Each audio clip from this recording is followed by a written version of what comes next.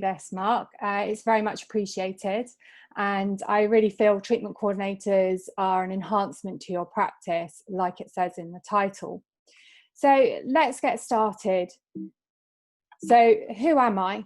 Well, I'm a qualified nurse, and I started over 20 years ago in dentistry with further qualifications in radiography and sedation. I've then gone on to qualify as an adult educator and went on to go into a sales role. So I've been in dentistry for a long time and seen the benefits of TCO and being a practice manager. And this really turned around a practice I worked for, from being just your average practice, placing a few implants, to actually being an implant specialist practice. So if your business is to grow and prosper, as a leader, you need to focus on your team's development. I really believe in this. The better your team is and the more developed they are, the more they help you run a successful business and the happier they are in their roles. So really do focus on developing your teams to help you and help themselves. So this statement to me really rings true. A patient is the most important visitor on your premises. They're not dependent on you, you are dependent on them. They are not an interruption of your work, they are the purpose of it. They're not an outsider to your business, they are your business. You are providing them with a service by treating them. However, they can actually choose where they have this service. They are trusting and giving you an opportunity to do it. Now, for me, this is so true, and I think occasionally we forget this, and we forget without our patients, we don't have a business. So what can we do to keep our patients and keep them happy and keep them motivated in being with us so that we can provide their top quality service? This, I feel, should actually be put up in your staff rooms because it's a really good reminder to have. So with the COVID-19 situation, we should have all had an opportunity to have a bit of a refocus and a rethink about what we're going to do. And hopefully during that time, you've taken a chance to reflect and look at what is important for your business, how you can strengthen and rebuild your practice, and what can you do differently. So I'm hoping that during this time you've thought about this restructure and maybe thinking about implementing different things to make it work in a different functional way. So initially, clinicians are dealing with all the emergency problems that are coming up, that's happened during the time where they've not been able to run their practices. Everyone's had to have a re-evaluation on processes, the SOPs or standard operating procedures, due to all the new regulations of PPE and surgery cleansing that's required. And I know this has taken up an awful lot of energy and time. And hopefully you've had your staff help you. And this is where TCOs can be really helpful in placing those regulations together with you.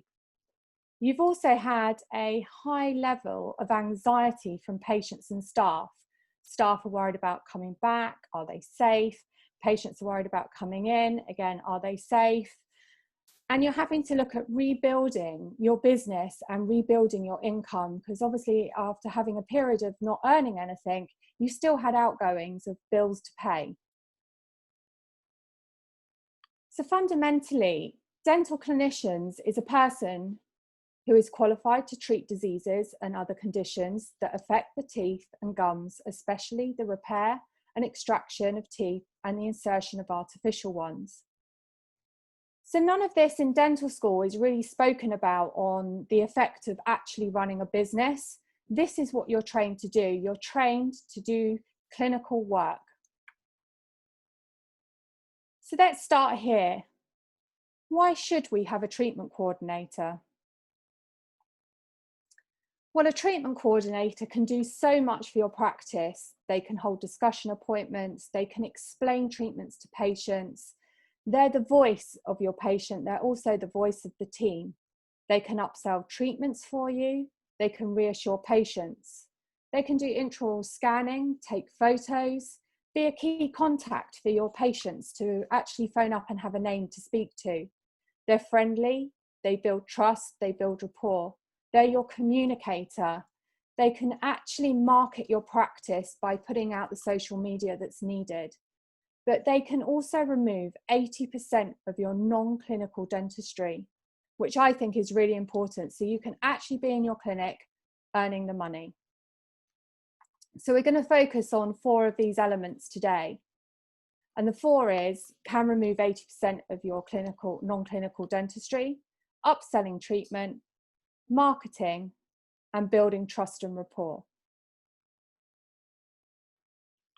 So 80% of your non-clinical dentistry, the paperwork that's involved in dentistry is a lot. And yes, you do need to write up your clinical notes, but your nurses do help you in the surgery. But when it comes to discussions on finances, dentists aren't the best at discussing options on how to pay and don't go quite into the detail that they need to for patients to feel that this is perhaps a decision that they can make. They can finance their treatments. This is where treatment coordinators can spend that time, look at how they can set up payment plans and discuss how they can go forward with treatment that perhaps felt a little bit too expensive if they had to pay it all in one go. They can also do your follow-up care calls. This is really, really important. I found building this rapport by actually taking the time, ringing a patient to see how they feel after a treatment and make sure they're okay goes a long way. It really does show that you care. This can be done by the treatment coordinator, and it's really nice because the patient can kind of appreciate that you've taken that time out of your day to phone them and you're checking that everything's okay. It also flags up if there are any problems before they become emergency situations. They can also deal with any treatment plan queries. So for instance, when my doctor sent out a treatment plan and a patient perhaps didn't understand the options that were available, I could actually discuss that with them over the phone and actually break it down so that they could really feel connected with what option they wanted to choose. They can do all your ordering, all your stock checking. They can do follow-ups after the appointments. So making sure that all the lab work's gone out, making sure the lab work is coming back on the correct date. Your nurse in the surgery is getting ready for your next patient. So this is where the TCO can actually take that away from the nurse so that the nurse can really concentrate on delivering the hands-on treatment with you. They also collect patient testimonials. These are done by either video or written testimonials. They can spend the time with the patients to take these testimonials and it doesn't feel as rushed. Testimonials go so far in marketing your business, your brand, and having your patients actually give them brings a little bit of a human touch to your testimonials rather than just written ones. They build the trust and rapport with your patients. They have the time with your patient so they can sit there on the phone perhaps for 5 minutes extra than what you could do. That way the patient feels that they're being given the consideration that's needed, whereas sometimes a dentist is looking and knows that they've got the next appointment coming up and perhaps can't really spend the time that the patient requires. Patients all have different personalities and there's some patients that require just a little bit more of your time than others. They also actively listen to your patient, listen to what their needs are, and they may pick up on something that the dentist perhaps hasn't. And this could be that they're slightly anxious about something about the local anaesthetic, about the sedation. Is it possible to have sedation that perhaps has been overlooked in the appointment? So they can actually really delve into any anxieties that the patients might have too. The use of their communicative language is so important. They can start to listen, and what I used to do was listen to how the patient spoke to me. Did they use words that perhaps connected them to more of a feeling approach? They like to have that touch approach, which meant that when I was explaining a treatment, I would give them a model to hold so they could actually touch it, tactile feel. So I used the language to go with the patient's way of describing or saying things back to me. So if they mentioned the fact that they like to read a lot, I would give them documents to read to go away with. If they liked seeing, I'd give them pictures to look at.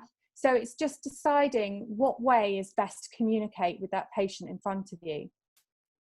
They can address the patient's concerns. Perhaps it's a concern the patient's embarrassed about talking to the dentist. I've not quite got the money at the moment. Don't really want to say that to the dentist. I don't want them to think that I perhaps can't afford treatment. Having the treatment coordinator sat there is less daunting because they're on the same kind of level, perhaps paid a similar amount or paid less than them, but they don't feel that it's about money when it comes to talking with the treatment coordinator. And patients, most importantly, have a named person to communicate with. When they phone up, they can ask to speak to Donna, to Joe about their treatment. They don't feel that they have to wait for somebody to read all through their notes to understand what the last conversation was. So it gives continuity of care. Marketing. For me, this was great to do. We were updating our social media accounts, just having patients put a review on there.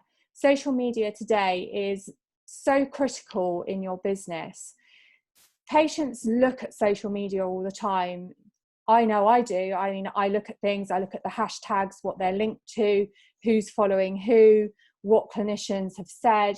So it's really important that you have an inspiring social media account, which is true and reflective of your practice, remembering to keep professional at all times. Tracking is so vital to what you're doing. What parts of your marketing is working and what parts aren't? Because if you've got something that isn't working, perhaps you don't need to spend so much time or money in that effort and you can put it somewhere else. So this is vital to find out how people connect with you, to know where to put your energies into. The testimonials, as I said before, so important for your marketing. Video testimonials are the best because it's a real human actually talking to other patients that are perhaps interested in treatment, rather than just reading out a note or having some text that Mrs. Smith had a great time at the practice, felt re-inspired to smile at her daughter's wedding. Great that she wrote that, but sometimes patients can be skeptical and say, well, did the practice actually write that, or was that from Mrs. Smith? They can use the before and after photos, upload this onto social media, obviously taking into account that you need permission from your patients before you do this. Make sure these photos are your photos, not actually taken from the internet. They can build your brand. They will shout about your brand. Your TCO will be there selling you as a clinician, so you don't have to do the work when the patient actually comes to you and sits in your chair. They represent the clinic. They're out there, they're saying how wonderful your clinic is. Again, this is all about building your brand and actually setting the right example and the image of a caring practice with continuity of care. TCOs, I find it very easy to upsell treatments, and it can be done by simple smile check questionnaires. I had a little smile check questionnaires that I sat with the patient and asked them simple questions like, are you happy with your smile? If there's anything that you could change, what would it be? And just by these simple questions, you can find out if actually there's other issues going on and perhaps they're interested in clear aligners or whitening. So it's really easy to actually then talk about something else. If this comes from the TCO, it's not really like selling, as a dentist will go, well, I think your teeth could do with some whitening. The TCO has a much nicer, softer approach to doing this and has the time to connect with that patient, whereas the clinician really needs to make sure that their time is profitable by actually doing the treatments.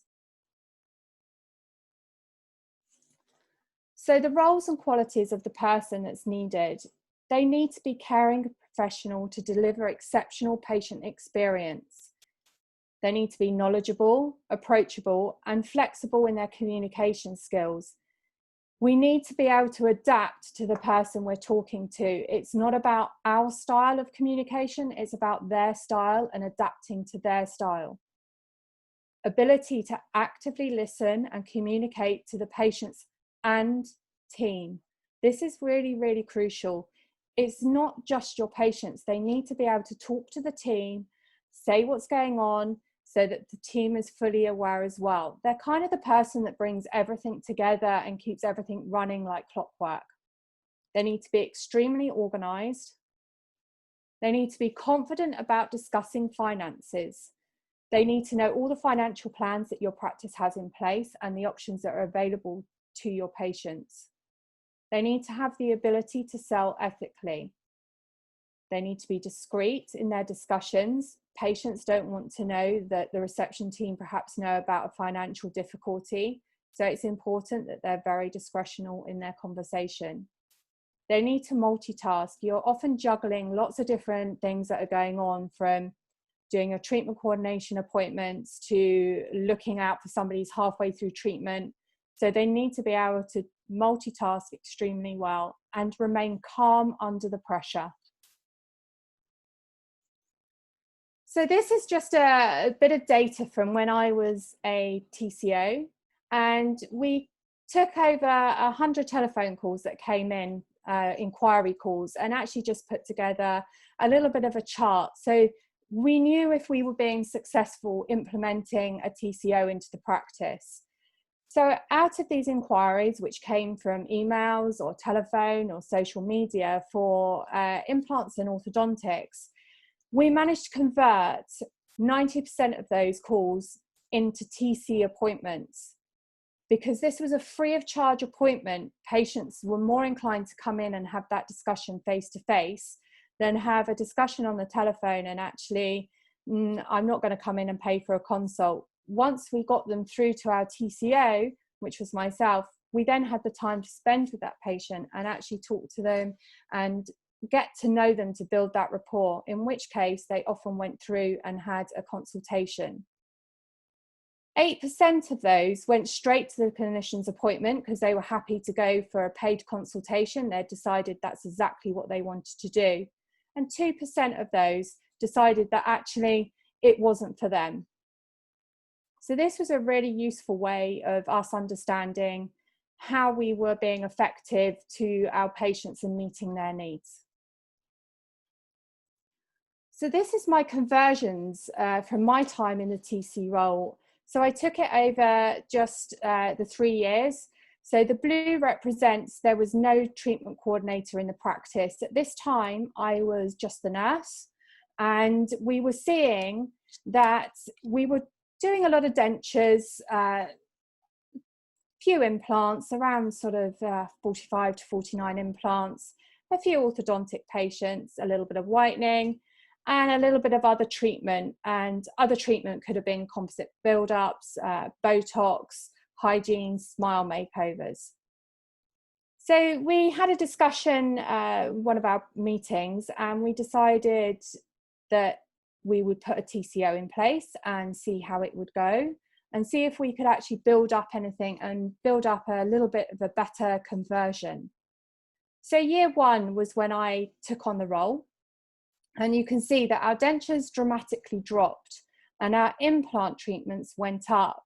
So we nearly doubled the amount of implants we were placing in the first year of me being in the role. We also found that our orthodontic conversions were much better.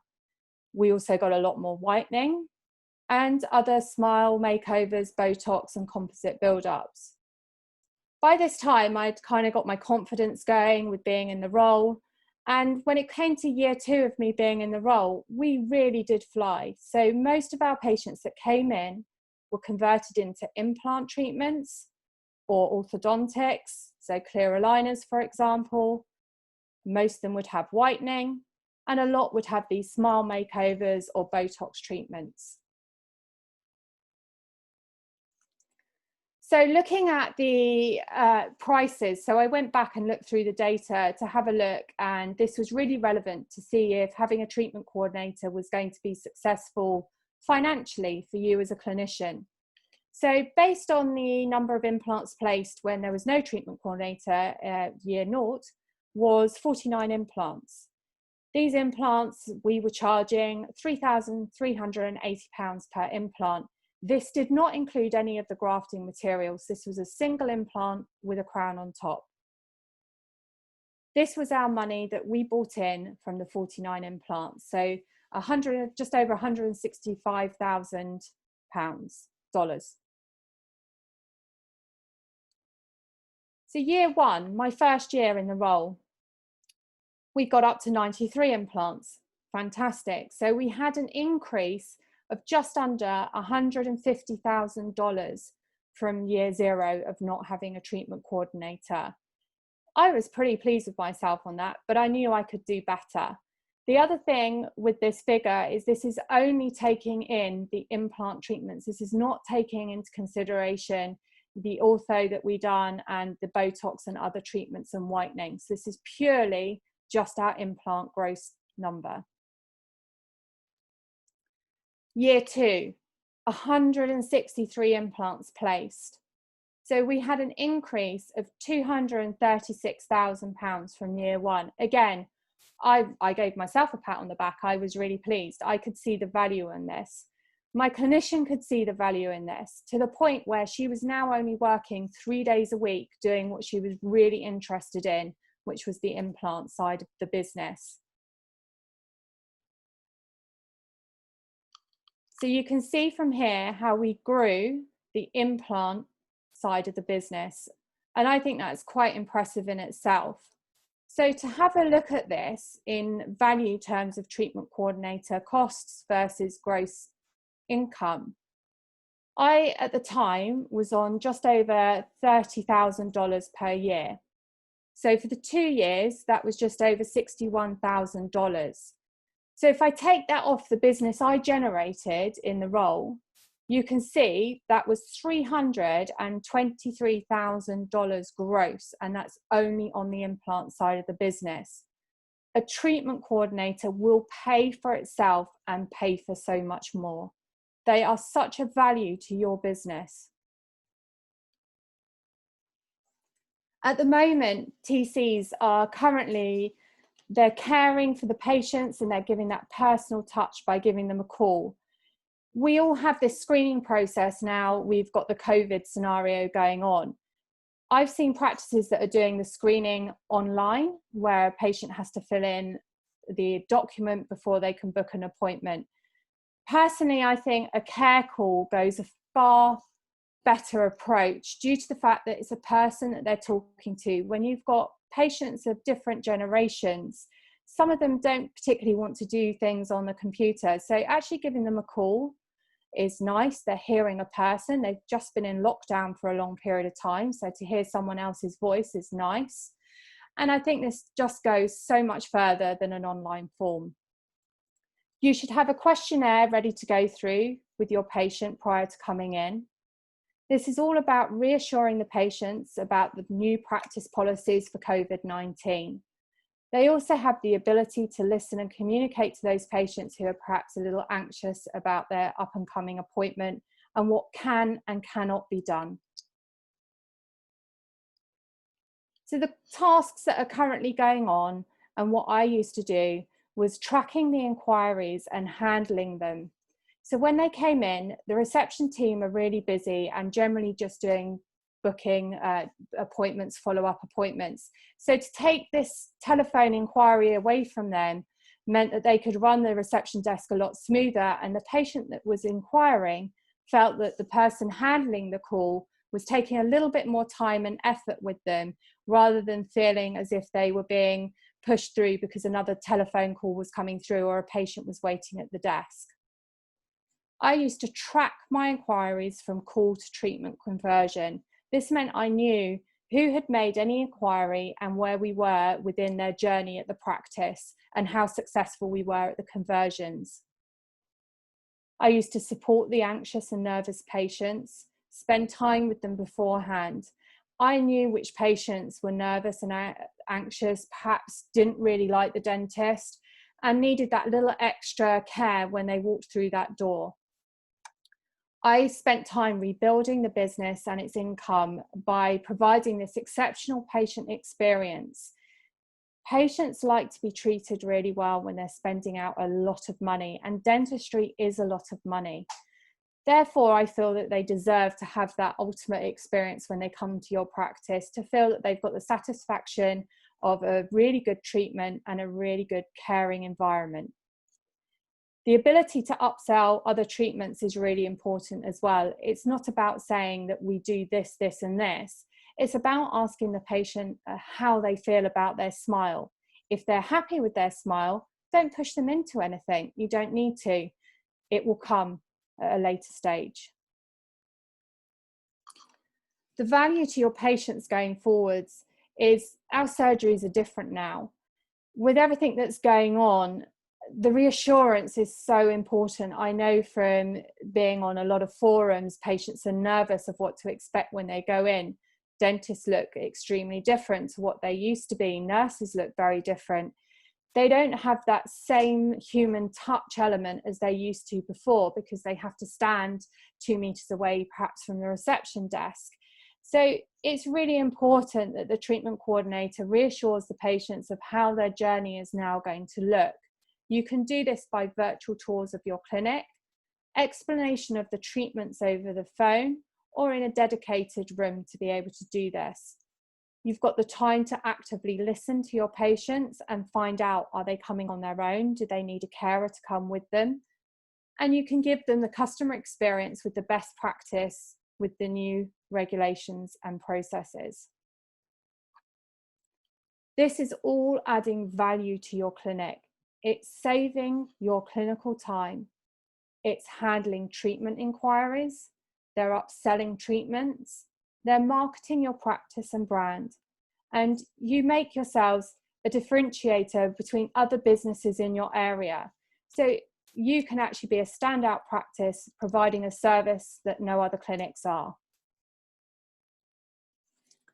So the social media, this is a great way to reach out to your existing and new potential patients. Pop on there what to expect at an appointment, how the team will look after you on your arrival, short videos. These are really great for patients to understand what's going on. Any practice updates? Did you do anything exciting during this lockdown period, or did you do anything that was helping the community? What I find in the practices I'm more drawn to generally have done something for their community, whether that was giving all their PPE to a local hospice or a charity that needed it to be able to run and provide a service, or whether you had nurses that volunteered in some way during this period of time. All of this shows how caring you are as a practice and that you are serving your community. Any exciting news, like one of your members or practice have run a marathon, anything like this adds a human element to what your practice is doing. Most importantly, your social media must be professional. So earlier I spoke about the trackers. So why do we have these? Well, for me, I wanted to know, how did they hear about us as a practice? What are they interested in? And where they are on their journey. These are really important factors. When I get a phone call from a patient and they phone up wanting to know what's going on, I could just bring up my Excel spreadsheet and know exactly where they were in their treatment plan, rather than trying to find the notes. If everything's on your database, you can also do it by finding out their name and a quicker way of searching for them. I really found my spreadsheet so useful in going forward for the simple things of chasing up lab work right through to those inquiries. So track what's happening with your patients and where they are in your journey. A TCO should almost know all your patients' names and where they are, and that shows a sign of a very, very efficient and organized TCO. Resources are so valuable for your TCO to make those appointments with patients and have those discussions. Models, really useful to show everything, not just implants, but for instance, if you may need a root canal treatment, or the dentist was talking about this ID nerve, what is it? If you've got models where you can show the patient, it's a visual representative of what's going on, they will then begin to understand what's happening in their mouth. Before and after photos of your work. This is so important. Take these photos, get the permission from the patient and pop them into a photo book. This is really useful. You may have patients coming in and want to just have a look at your before and afters to see the kind of work that you are doing at your practice. Intraoral scans. Now these are so crucial. These are so useful. You can run off an upper and lower intraoral scan in a few moments. A patient can visualize what's happening in their mouth. They will suddenly pick up on things. It's a great educational tool. So they'll look and go, oh, my teeth might be a bit discolored. I don't actually like them. And is there anything you can do? So again, it opens a conversation up that you can have with that patient that perhaps they hadn't really thought of until they saw their teeth on an intraoral scan. By doing these scans, it's also saving the clinician the time actually in the clinical chair doing it. This way, as a clinician, you can bring up their scans before they come in for their appointment and have an idea of what you're looking at and prepare yourself. The new Dentigo is a great system for improving dental communication, and I'll go into that in just a moment. The finance options. Have your finance options available. If it's all online, make sure it's on your computer that's in that room, so you can bring up how that finance plan is going to look to your patient. Have an implant there, the actual size of an implant, as well as the 5:1 models. Patients can then visualize what's going on, see how it feels, and if they're like me and like to kind of touch and see how things work, you can actually give it to them so they can have a feel of how all the connections work. And again, it helps them begin to understand what their treatment's about. And have your camera there. This is really important. Get their image of where they've started from. This also means that when they have any concerns, or perhaps they didn't think their teeth quite looked like they did at the start, you can bring up their image of where they started before the treatment commenced. So Dentigo. This is a great new resource on the market. It's an application system that patients can download. They can take images, send it directly to the dentist. The dentist can then understand where they are. So perhaps they're in clear aligner treatment and they're worried that the tooth hasn't quite moved where it is. They can take this image and send it directly to the dentist. The dentist can upload, see where they're at, and see if they need to stay in the current aligner for another week, perhaps before they move on to the other, or whether they need to come in for an appointment to really have a proper assessment of what's going on. This can also be used in treatment coordination appointments by asking the patient to download the app. Taking some photos before they come in means that you're able to do a virtual consultation, which currently we're holding quite a lot of these in the UK. So this is a really valuable resource to have that virtual conversation so you can actually see the patient's teeth while you're perhaps doing a Zoom call with them. So who, how, and what's needed? So who? Well, you may already have the ideal person in your clinic to take on this role. This can also be part-time initially, so you can kind of step into it and see how it's going to work. They can perhaps do treatment coordinating 2 days a week, and the other 3 days they're nursing or on reception. How? Well, as I said before, it's about building up your team and developing them. So start with providing them with training to undertake the role and have a discussion about where you want the role to go to. What's needed? Ideally, a separate room for the treatment coordinator to do consultations in. And for me, the room that we had was a really nice room where there was a couple of comfortable chairs. We had the camera set up on there with the right backdrop. And from there, the patient didn't feel they were in the dental surgery. They felt open in communicating with me. They were sat up. They weren't lying back in the chair. And it was a nice face-to-face discussion. In that room, I had my drawer with all my resources available to me to be able to show patients what treatments were available. So, as Mark mentioned earlier, we have the amazing Dr. Aryas, who is the principal of Harrow Dental Practice and Dental Implant Centre. He implemented TCOs into his practice a while ago now, and this is a couple of quotes from a letter that he sent me, and I'm sure Dr. Aryas will be happy for me to forward this letter on to any of you that might be interested in having a TCO.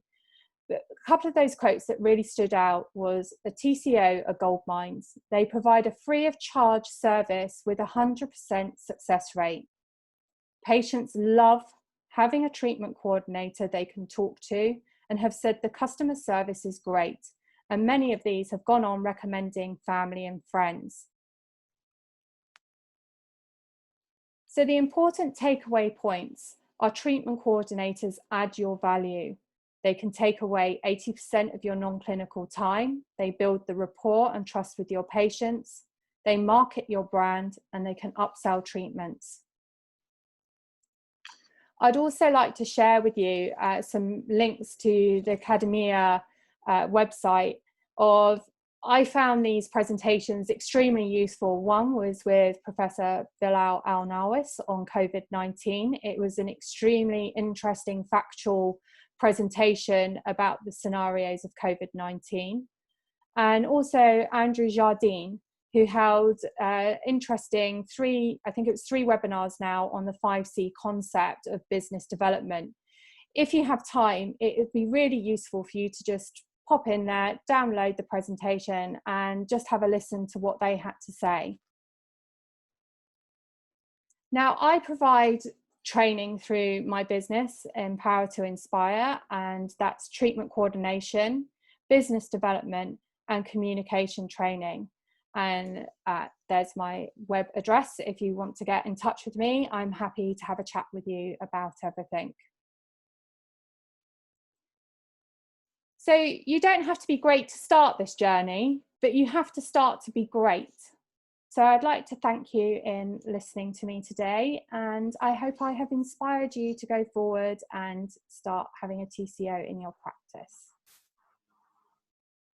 Thank you, Donna, for sharing your insights and experience with us. And yes, this session is as well recorded. So you're going to have access as well on a later scale if you want to re-go through certain chapters of Donna's presentation to maybe reflect again. Is that something actually you could think of to start to do in your practice? I also would like to share now with you a quick poll, quite simple, so we also can a bit of have an understanding, is that really something this could work for you in your practice?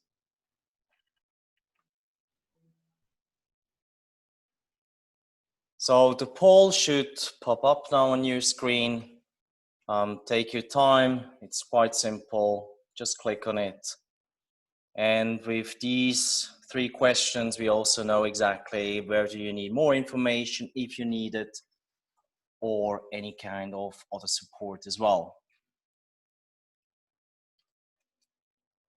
I'm going quickly now through the chat, and feel free as well to speak up in the Q&A session.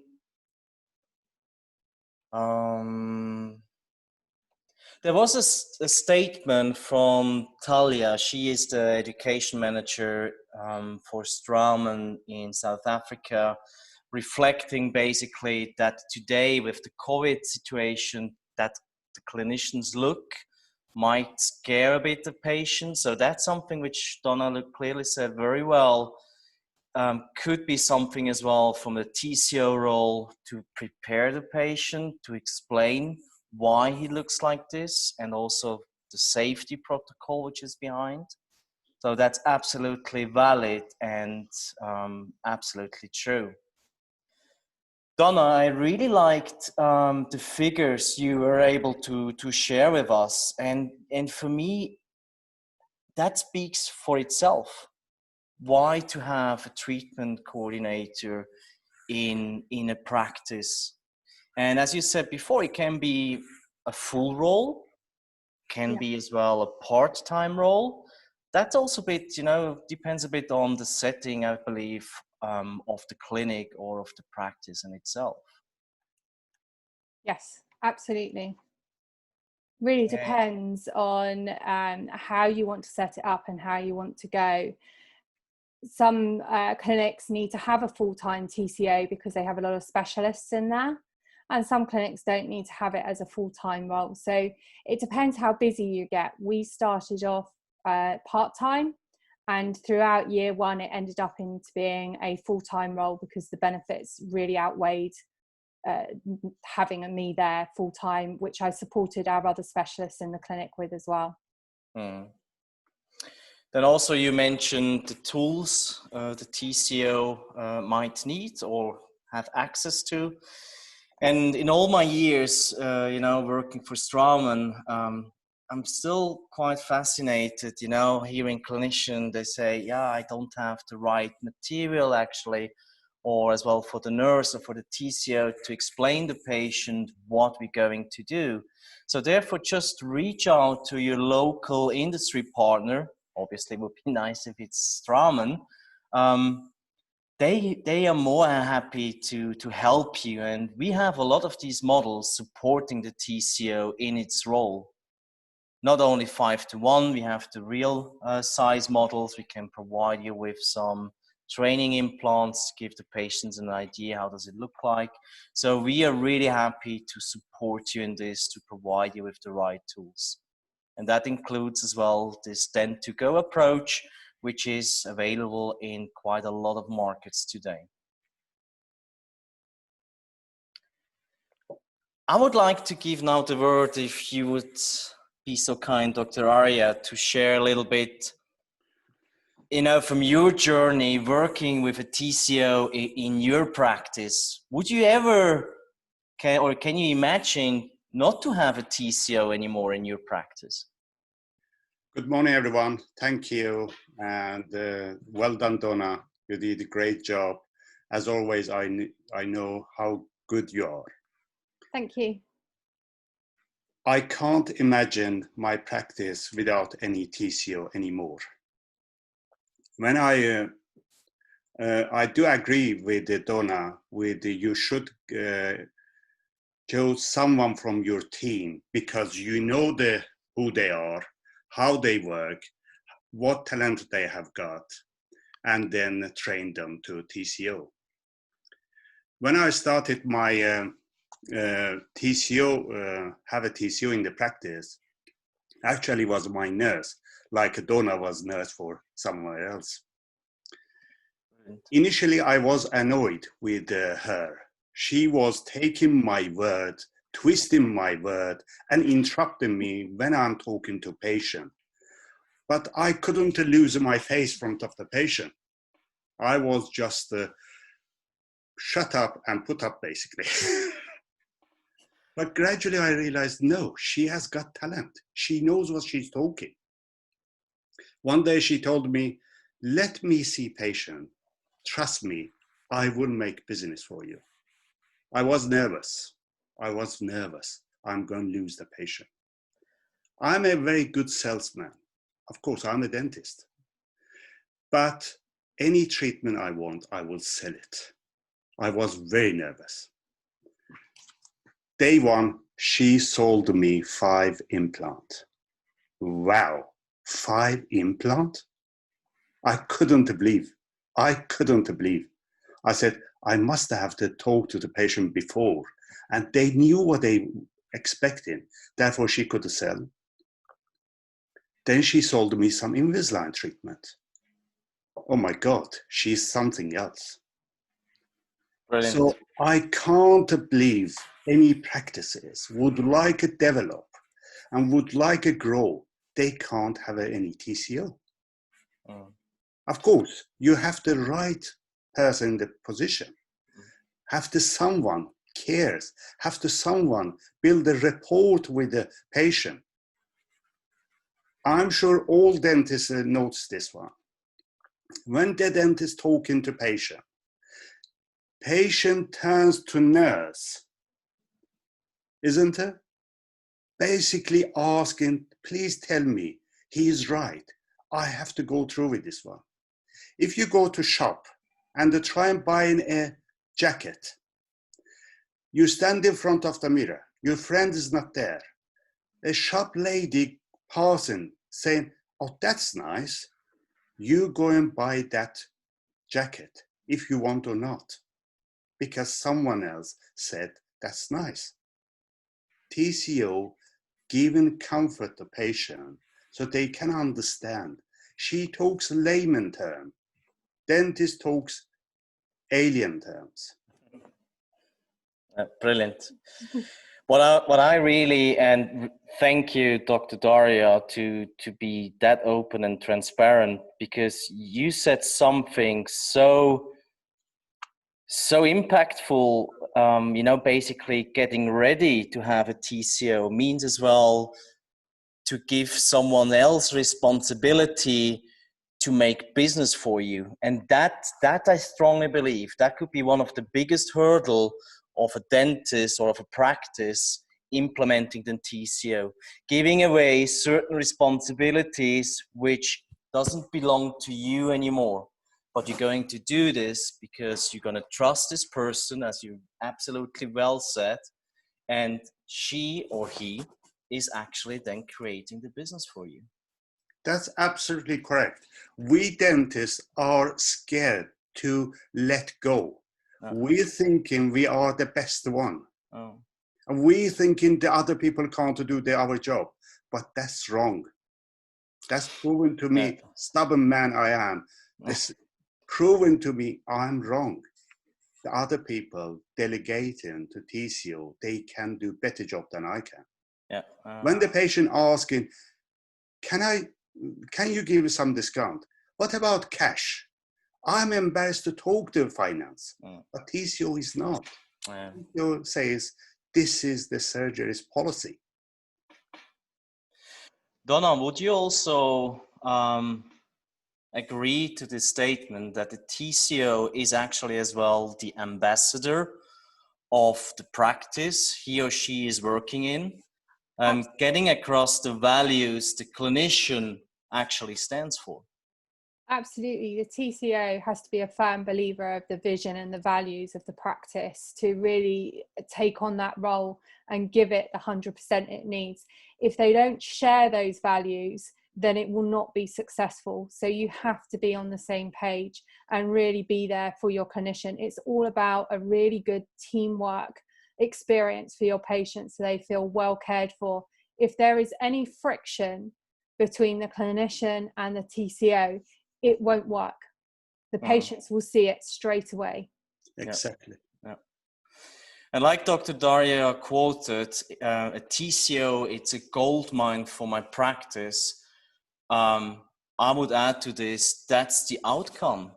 What a TCO can also be is clearly a differentiation factor to your competition you're in as well. The other practices which are maybe across the street or left or right from you. Because a TCO gives an experience as well for the patient actually to feel comfortable, to speak up, and then as well to come back. So, yeah, I would add to this as well. Yes, thank you. All right, if there are no further questions, I have a quick look on the poll. Someone said, I need more insights. That's absolutely okay. Please reach out to Donna, as she is there to support you as well. And I don't see it from where this participant is coming, because Donna, I think you can explain a bit more about how you can support clinicians which definitely need more insight. They may be already thinking of implementing a TCO, so a TCO need to be trained as well. What could you offer to support them? So obviously with the current situation, I can definitely do some training via Zoom to initially get people started in understanding the correct way of communication. So the key for it is the person needs to be knowledgeable in your treatments that you provide at your practice. You can do some of that yourself in-house, but what's really important is understanding the art of communication. So how is the patient talking to you? What kind of personality do they have in order for me to be able to communicate back to them effectively? So if there's somebody that is perhaps a social media person, they love pictures and everything, the way I need to talk to them is in a visual language, because that's how they talk to me. So I can provide some of that training online to start you off on your journey. And ideally at a later stage, when you feel confident, COVID is over and done with, I am more than happy to come and provide workshops within your practice and actually be there with your treatment coordinator as a buddy system, so that we can go through a treatment coordination day where we can actually bounce off each other. I will do one, they will do one. So it's a way of going forward and doing a little bit of role play so they can really learn what they need to do and how to go forward. Superb. Thank you, Donna, once again, doing this Sorry, webinar for us. Yeah. Can I add something to all the participants in this webinar? Yes, please, feel free. I would say to all of you, each time I talk to Donna, I learn something new. She is a great girl. She knows what she's talking, and she will get your practice up to the next level. You will never regret. You will never look back. I can't recommend Donna enough. Okay. Get in touch with her. She will help you. No better words to close this webinar. Thank you so much. Thank you, Donna, once again to do this for us. Thank you, Dr. Arya, to share not only a quote with us, but also to share your experience directly live with the small group we are, yes, but as said, it is recorded. It's going to be out as well to other clinicians which are interested. So it's really valid, and I strongly believe it's going to be impactful. Thank you as well to all the participants. This is just the beginning. This is just the beginning. Okay. I'm sure it's going to be more and more. Okay. Thanks, everyone. Thank you. Bye-bye. Bye.